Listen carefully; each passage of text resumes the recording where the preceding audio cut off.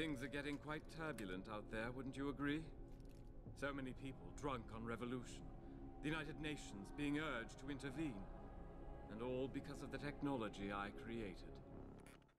The year is 2027, and the world is a place of innovation and technological advancement. Yet, it is also a place of chaos and conspiracy. Deus Ex: Human Revolution is a spiritual sequel and narratively prequel to the critically, culturally, and commercially successful video game Deus Ex, published in 2000 by Eidos Interactive. The game's aesthetics and themes draw heavily from William Gibson's groundbreaking novel Neuromancer, published in 1984. Technological innovation, class divides, loss, existential crisis, and the blurring of the contours between the self and technology, as well as corporate malpractice, are rife in both texts. Deus Ex: Human Revolution follows Adam Jensen, a former SWAT trooper for the Detroit Police. He is hired by David Saraf, CEO of Saraf Industries and appointed head of security. His main job is to look over a group of researchers, including his on-again, off-again girlfriend, Megan Reed. Reed announces a breakthrough with her research, and, shortly after announcing it publicly, Saraf Industries is attacked, with all the researchers presumed dead, and Jensen horrifically mutilated.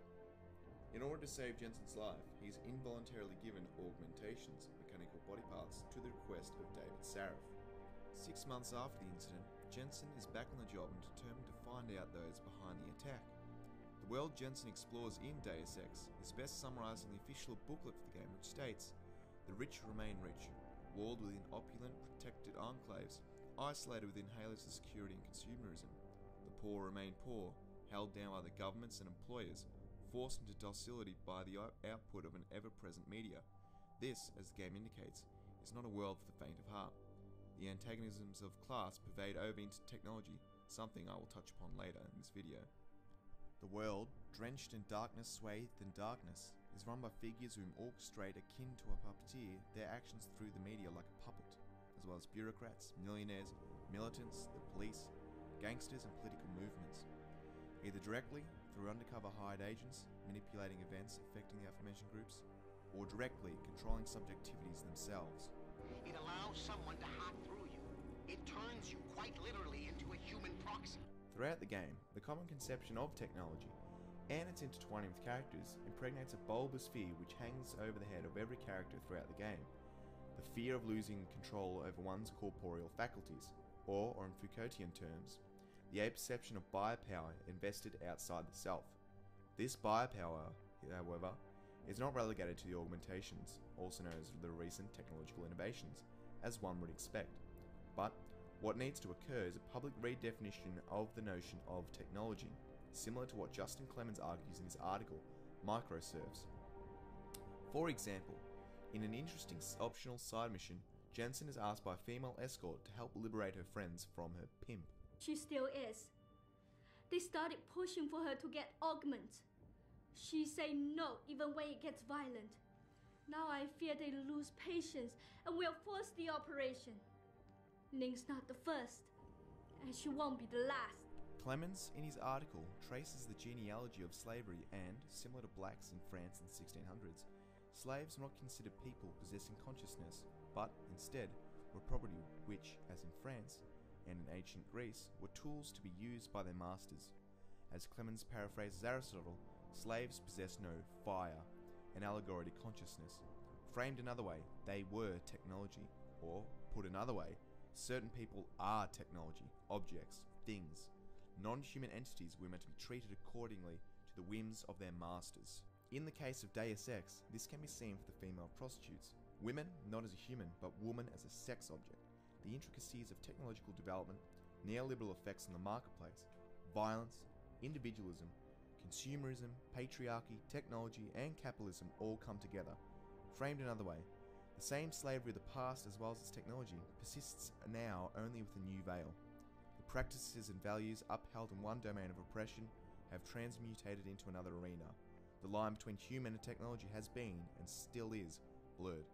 As Aristotle once said, with the male and the female, the one is superior, the other inferior. The one governs, the other is governed, and the same rule must necessarily hold good with respect to all mankind. Another pervading theme in the game is the decimation of the nation-state and the ascension of the corporate state. To quote the anthropologist Bruce Kapferer, The emergence of the corporate state is associated with globalization processes that are widely linked to the decline of the nation-state.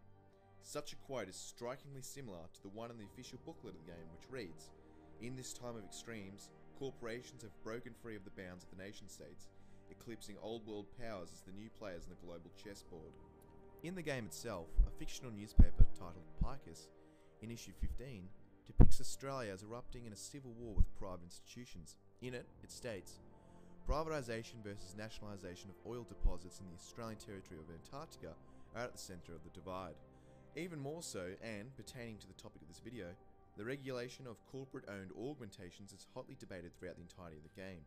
In issue 2, titled "Congress Under Pressure to Reconvene Hearing," states, "Florida Governor Philip Riley Meade used strong language today, urging Congress to reconvene committee hearings on human augmentation, as they were intended as a means to examine the ethical and legal ramifications of human enhancement technology."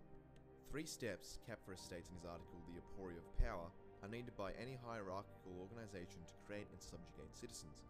The first is territorialisation, which, I'm add, as Kapfer intends, is not purely relegated to that geographical, but to any space of interest, for example, the internet. The second, social coding and redifferentiation. And the third is control of subjectivities. All 3 steps, I argue, within Deus Ex, are decimated by recent material and, lack of a better term, technological advancements. From the dismantling of geographical areas, as in the case of Shanghai, blurring the contours of countries and, as a result, the Westphalian system, the obvious altering of human and technology categories and subjectivities being capable of accessing endless sea of resources, as well as being impacted upon by an unregulated marketplace in which the most private of places, the toilet, for example, is now an area claimed by corporations. Clearly behind all these changes to the nation-state is a vector spiraled forward by corporations with the intent of profit and control. Kapfer invokes Deleuze and Guattari's concept known as the war machine, antithesis to the tree-like structure inherent in governments who control public institutions, needed to maintain the lives of its citizens, such as water supply, healthcare, and public housing. The war machine, in this case, private institutions, are singular knowns in a lateral manner when controlled in Deus Ex specific parts, such as limb clinics, the media, and the Hieron project. Ahierarchical, lateral, and connected through nodes rather than a tree-like structure, a violent potentiality sits for each part.